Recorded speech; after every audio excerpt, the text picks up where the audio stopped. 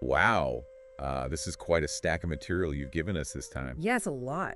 We're diving deep into the world of Bob Camblin. That's right. And even from this first glance at your sources, quotes from the artist himself, his life's timeline, a whole exhibition history, Yeah. even a YouTube video that breaks down one of his watercolors in detail, and then excerpts from books, personal stories from people who knew him. Right. I can already tell this guy's not easy to put in a box. You got that right. Our goal here isn't just to give you the facts, though. It's to really understand what made Camblin tick, his artistic vision, the life he lived. Exact. He's often called enigmatic, iconoclastic. Ah.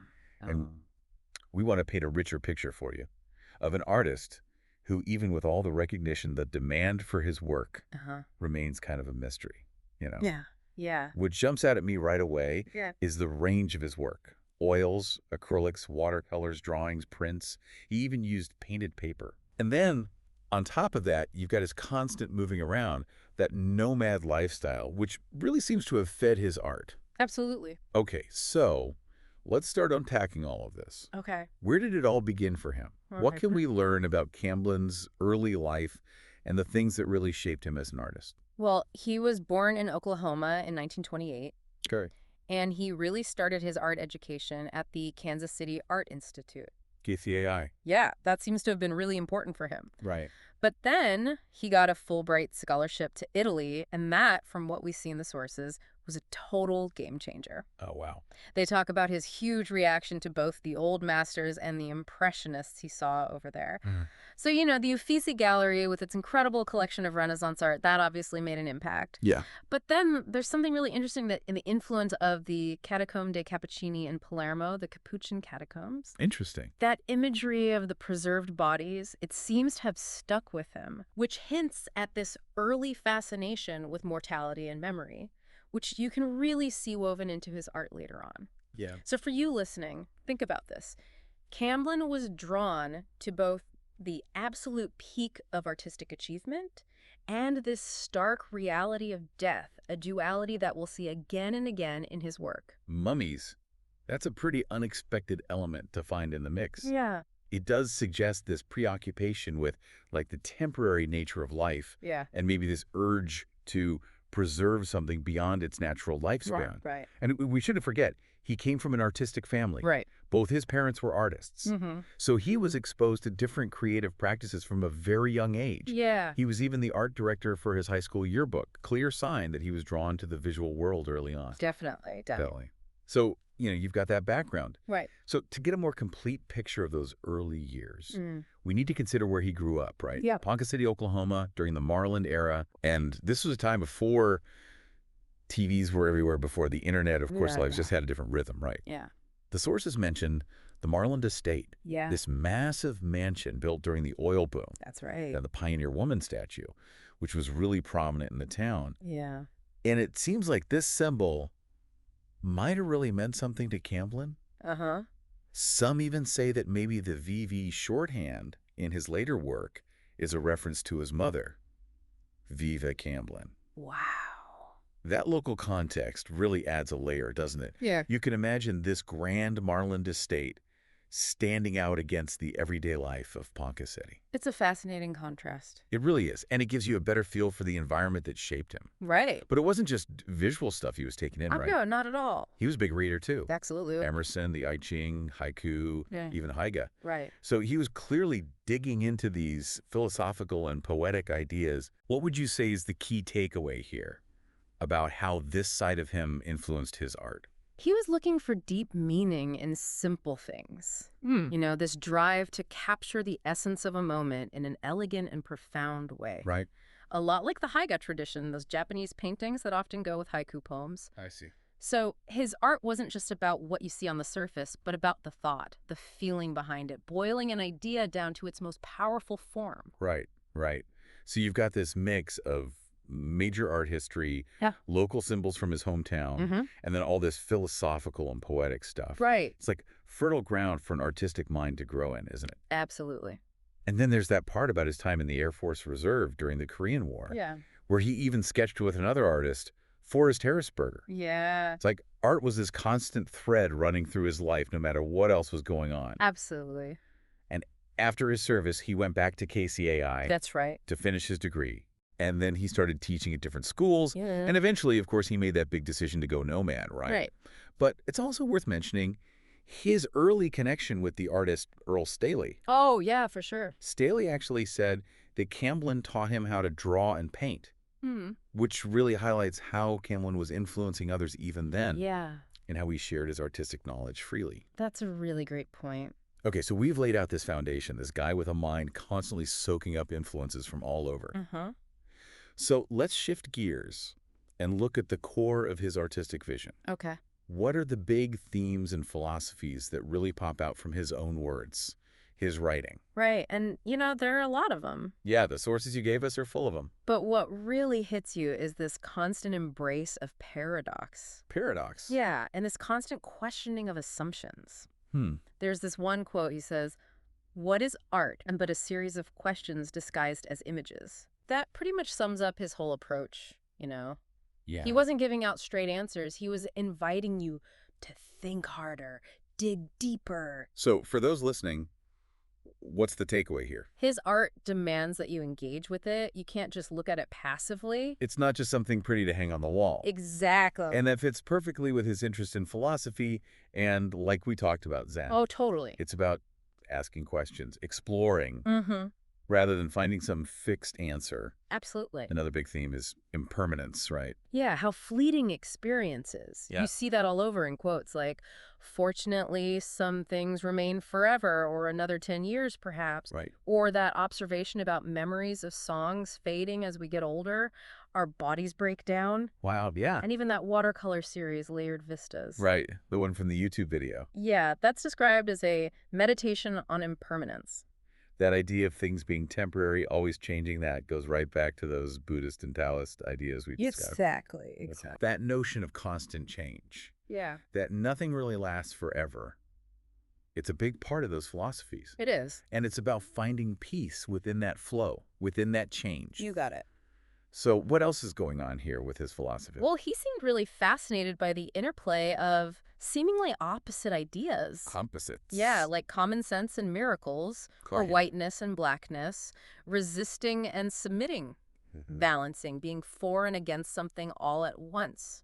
I see. These dualities pop up all the time in his writing. What does that tell us about him, do you think? I think it shows a mind that was comfortable with complexity, with holding different perspectives at the same time. Not just seeing things in black and white, but all the shades in between. Right, seeing how opposites are actually connected. That's a powerful way to look at the world. Definitely. So what else is key to understanding his approach? His emphasis on intuition Okay. and this kind of knowing that goes beyond just intellectual understanding. So not just thinking about something with your head. Right, but really feeling it, sensing it. He talks about mystics, right? He does. And that we might lose the magic of something if we try to analyze it too much. Exactly. Like some truths can't be explained, you just have to experience them. Yeah, you have to feel them. And that ties into the idea of art as something that can touch us on a deeper level Right. without needing words to explain it. Magic seeing versus intellectual seeing. It's about trusting your gut, Exactly. your initial reaction to something, rather than overthinking it. Right. So what else stood out to you about his philosophy? The way he stressed process and being aware of that process as you go, he said process and awareness of it cannot be failure.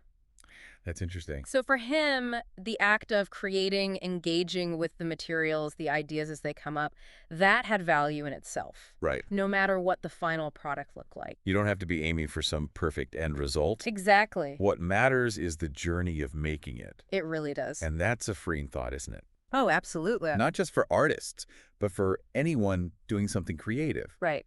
So he wasn't really a fan of those rigid artistic rules, No, not at all. or what he called the demon of being right. Right. He's got these quotes like, step off the train of thought, Yeah. and there are no mistakes, you're doing the best you can. Exactly. He seemed to be encouraging experimentation, breaking away from limitations. Yeah, giving yourself permission to try things, to make mistakes. It's about trusting your instincts and not being scared to go off the beaten path. Absolutely.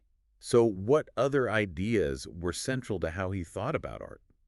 Well, he made this distinction between magic seeing and intellectual seeing. Right, we talked about that a bit. Yeah, and he seemed to think that magic seeing, this more intuitive way of looking at things, maybe less shaped by culture, connected us to a wider range of possibilities, whereas intellectual seeing might be more limited by those cultural norms. Okay, so seeing with fresh eyes, like a child almost. Yeah, something like that. What else? There's this concept of art being for life's sake or for survival's sake. So not just art for art's sake. Right. Art as something essential, something that serves a real purpose beyond just being pretty. Almost like a primal need. Yeah, I think so. Interesting. And he seemed pretty skeptical of over-explaining art with words. Which is kind of funny, given that we're doing exactly that right now. Yeah, right. But it makes sense when you consider the connection made in the sources to Tom Wolfe's book, The Painted Word. Right, which is all about how the art world relies too much on theory. Yeah, and Camblin seemed to feel that words could actually hide the true meaning of art sometimes. Uh-huh. He even said that his works were like puzzles. Data problems with traps and hidden meanings. Puzzles with traps. That's really intriguing and a bit mischievous. It is, right. It's like he's saying the viewer has to work to figure it out, to decipher the meaning. Not just passively taking it in. No, you got to be active. So what was he ultimately trying to achieve with his art? Well, one source says he wanted to question what people believe about reality. To challenge our assumption. Yeah, and they compare him to the surrealists, Oh, okay. but maybe digging even deeper. I see. And then there's his recurring use of images like scarecrows, lobster shells, empty larva shells. All these symbols of transformation and change. Exactly. That whole theme of metamorphosis and the life cycle. That's a pretty complex web of ideas. Yeah, it really is. It's like he created his own language. I think you're right. Okay, so we've got this big picture of his philosophy. Right. Now let's zoom in on one specific piece and see how it all comes together. Sounds good. The YouTube video and one of the books both focus on layered vistas. Okay. Can you describe it for us and then explain how it reflects some of those ideas we've been talking about? Sure. Okay, so layered vistas is a watercolor. Mm-hmm. It's described as a bunch of small rectangular sketches, Right. and they overlap each other, creating this feeling of movement and like discovery Yes. as your eye moves across the piece. The colors are mostly ochres, siennas, light blues. A limited palette. Yeah, which kind of unifies all those separate fragments. Uh-huh. The brush strokes are quick and energetic. Brisk. Yeah, and kind of cross-hatched with these soft washes, Right. which suggests this immediacy, like capturing fleeting impressions on the spot. Okay. The analysis really emphasizes that these sketches aren't meant to be finished, polished works, but more like these vivid, almost living memories, Interesting. each one framed by white space and arranged in a way that seems random, informal. I like that, living memories. Yeah, it's like flipping through old postcards or pages in a journal. I see. So visually, it really does seem to capture that sense of impermanence and fragmented experience that we were just discussing. Absolutely. Like snapshots of moments that are already gone. And from a Zen perspective, as the YouTube video points out, it's directly about the temporary nature of experience. Right. You know, Zen really emphasizes the present moment and how fleeting it is. So this watercolor, it's like a visual representation of that. Each sketch is a moment, Yeah. gone as soon as it appears. Mm-hmm. And the overlapping shows how those moments are always flowing into each other, never staying still. Right. It encourages us to let go of clinging to any one moment and instead embrace the constant flow of life. That smooth transition from one little scene to the next. Yeah. It's like a visual representation of non-attachment. It really is. That makes total sense. So the analysis also connects it to hexagram 56 from the I Ching. A wanderer. Yeah, the wanderer. How does that fit in? Well, that hexagram talks about the importance of observation Okay. and the ability to adapt as you move through unfamiliar situations. Right. So look at how scattered the sketches are in layered vistas. It mirrors this idea of a journey through different scenes or experiences, I see. each one offering a unique observation. And there's no single focal point that dominates the piece. It's like those quick, energetic brushstrokes are capturing these moments as they flit by. Uh-huh. Just like the I Ching emphasizes the journey itself over a fixed destination, right? It's about finding wisdom in that constant movement. Interesting. Interesting. What about the Tao Te Ching? Right. They mention that too, the Tao being described as it's always being used but never runs dry, Uh-huh. full of infinite possibility. Right. How does layered vistas reflect that? Think Yeah. about the many different views presented in the watercolor. Okay. They're all individual, but they're also connected. Right. It's like a reflection of that infinite depth and potential within each moment. Hmm. And that casual arrangement, the way the sketches are laid out, Yeah, it hints at the unpredictable, layered flow of life itself. I see. It's Yeah. this visual reminder that each moment is full of potential, Okay. but no single moment can ever fully capture the entirety of the Tao. It sounds like Layered Vistas is almost a visual diary of inspiration, capturing those fleeting moments that spark creativity. Exactly. And the analysis suggests that it's an invitation to the viewer, An invitation. yeah, to embrace their own creative impulses, Like that. to jot down those passing thoughts or images without worrying about perfection or finishing. Right. It's a celebration of impermanence, creativity, and that basic human need to document the beauty of life as it's happening. It really is. It's amazing how one watercolor, which seems so simple at first glance, can be so packed with these philosophical and artistic ideas. It's incredible. Okay, so now let's trace Camblin's artistic development over time. Right. How his work changed. The sources mention his early styles and how they evolved. Okay. So fill us in. Well, he started with abstract impressionism, Right. but then a major development in the 1970s was his Mouches Volantes style. Muchas volantes. What's that? He got inspiration from Dada and surrealism. Okay. Think of it as a technique that uses tiny dots and dashes to trick your eye Okay. into seeing shapes or movement that aren't actually there. It plays with your perception and makes you actively create meaning from what you're seeing. So he was really challenging viewers' expectations, blurring the line between reality and illusion. Exactly. Muchas volantes. That's like those floaters you sometimes see in your vision, right? Yeah, that's the connection. A really clever way to make you think about how we perceive things, how we interpret what we see. Absolutely. So what else was going on during this period? Collaboration was a big part of his process, too. Oh, He wow. started B&E Productions with Earl Staley and Joe Tate, Right. and their collaborative events and exhibitions, they really pushed the boundaries of traditional art, you know? In what way? They put as much emphasis on the creative process as on the finished product, which Mhm. again echoes his philosophy about the importance of process and awareness. It does. Yeah, definitely. And then there's the fact that he often signed his work anonymously. Oh, right. Sometimes just anonymous or even Mr. Peanut. Mr. Peanut. Yeah, a little playful pseudonym. Oh. It's like he was downplaying the importance of the individual ego. Right, focusing more on the collective expression or maybe just a broader artistic exploration. Exactly. Mr. Peanut, that's such an unexpected signature. It is. It really Yeah. adds to that image of him as a trickster in the art world. Definitely. So, were there any other shifts in his style over time?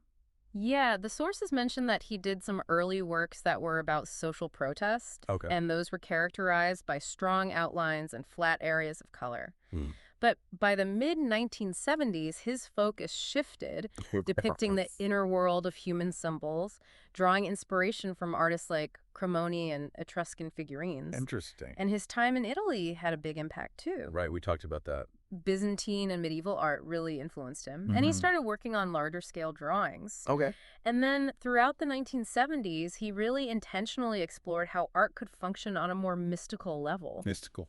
Yeah, like Yeah. aiming to trigger specific subjective states of mind in the viewer. So it's a real shift from outward social commentary Yeah. to a more inward psychological, even spiritual kind of exploration. Right, exactly. So how did his work develop from there? Well, his drawings in the 1970s, they got more and more cryptic. Cryptic. Yeah, harder to figure out, That's often focusing on themes of the life cycle and metamorphosis. right, that makes sense. With possible connections to the ideas of Freud, Di Chirico, and Grunewald. Wow, that's quite a mix of influences. Yeah, for sure. And then in the 1980s. His drawings and watercolors started to intertwine more, Okay. often suggesting hidden meanings that needed closer attention to unpack. So he was never content to just settle into one easily defined style, right? Not at all. He kept pushing, evolving. His Mhm. work always had new layers, new challenges for people to engage with. Definitely, definitely. Okay, so let's move on to his personal life now. Okay. And that recurring description of him as an enigmatic persona. Right. He definitely cultivated that image, right? It did. This enigmatic quality, even a mystical trickster figure, as Pete Gershon calls him. Yeah, and a turning point was his decision in 1976. What happened? He left academia to focus entirely on his art and live this nomadic life. Wow. He traveled all over, supporting himself through sales and commissions, getting inspiration from all the different cultures and landscapes he encountered. Leaving that stability of a teaching job to live that uncertain life of a traveling artist? It's a bold move. It really is. It really reinforces that iconoclastic label, you know? Yeah, definitely. So what happened later in his life? Well, later on, he moved to Oregon Okay. and then to Louisiana with his wife, Nancy. Hmm. And then he started to withdraw from the Houston art scene, Oh, well. even from close friends. Hmm. There's this story about him coming back for a short visit and seeming really uncomfortable, like he wanted to disappear as quickly as possible. That's a powerful image. It really highlights his need for solitude in those later years. Like he was actively retreating from the very world that had embraced him. It seems that way. Yeah. The sources even talk about how hard it was for his supporters to put together a big museum show of his work. Because he didn't want to. Yeah, it shows how reluctant he was to engage with the traditional art world. But they also mentioned that his estate was full of treasures, Right. suggesting he never stopped creating, even during that time of withdrawal. That's fascinating. So this life marked by intense artistic exploration, periods of collaboration, and then a conscious retreat into a more private world. It all adds to the mystery surrounding him, doesn't it? It does. And then, to round things out, we have these really insightful quotes from people who knew him. Oh, yeah, those are great. They really add a human element to this mysterious figure we've been piecing together. Absolutely. What are some of the key takeaways there? Sure. Well, Pete Gershon talks about his enigmatic nature Right. and how people are starting to rediscover his work as they re-examine Houston's art history. Uh-huh. And George O. Jackson Jr., he talks about reading Camblin's art like a book, So, full of references to the world around us. yeah. He emphasizes how dedicated Camblin was to his art, Right. his pursuit of purity and excellence, Absolutely. both in his work and in his life. That's beautiful. That idea of reading his art like a book, it connects back to that earlier point about his works being puzzles with hidden meanings. It does. What about Earl Staley?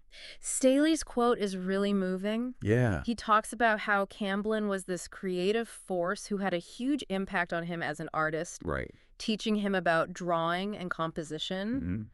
He admits that Camblin wasn't perfect, but he remembers him as creative, exuberant, romantic, and someone whose influence he still feels in his studio every day. That's a powerful testament. It really is. What about Penny Serling? Serling highlights Camblin's curiosity, his love of collaboration, and all the lively discussions, debates, and laughter they shared. It sounds like he was someone who really challenged you creatively, pushed you to think differently. What about Carolyn Farb?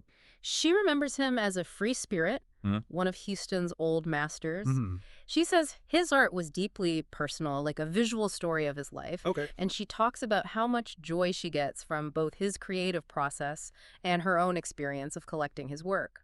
It's amazing how these personal stories give us such a multifaceted picture of this guy. It really is. This complex, influential, deeply dedicated artist. So we've gone from his early influences in Oklahoma and Italy Right. to his development of unique styles like Mouched Volantes, Mm-hmm. his collaborations, his explorations of impermanence and hidden meanings in art. And then finally, his enigmatic withdrawal from the art world. He was a deeply curious mind, Yeah. a restless and innovative artist. And someone who left a real mark on those who knew his work and him personally. Exactly. You now have a much deeper understanding of this important yet elusive artist. Way beyond just a surface level acquaintance, right? Absolutely. So to wrap things up, here's something for you, our listener, to think about. Okay. Which of Bob Camblin's ideas or artistic approaches really speaks to you? How might his focus on questioning, his exploration of impermanence, those hidden layers of meaning, or even just his embrace of the creative process itself, Right. change the way you view art, life, even those fleeting moments that are always around us? Good question. Maybe you could explore one of those philosophical concepts he was into, like the I Ching or Zen Buddhism, Yeah, and dig even deeper into what inspired him. that's a great idea. We encourage you to look for those hidden layers, not just in art, but in the world around you, Yeah. and to appreciate the beauty in each passing moment, however brief it may be. Absolutely. Thanks for joining us for this deep dive. It's been a pleasure. Till next time. See you later.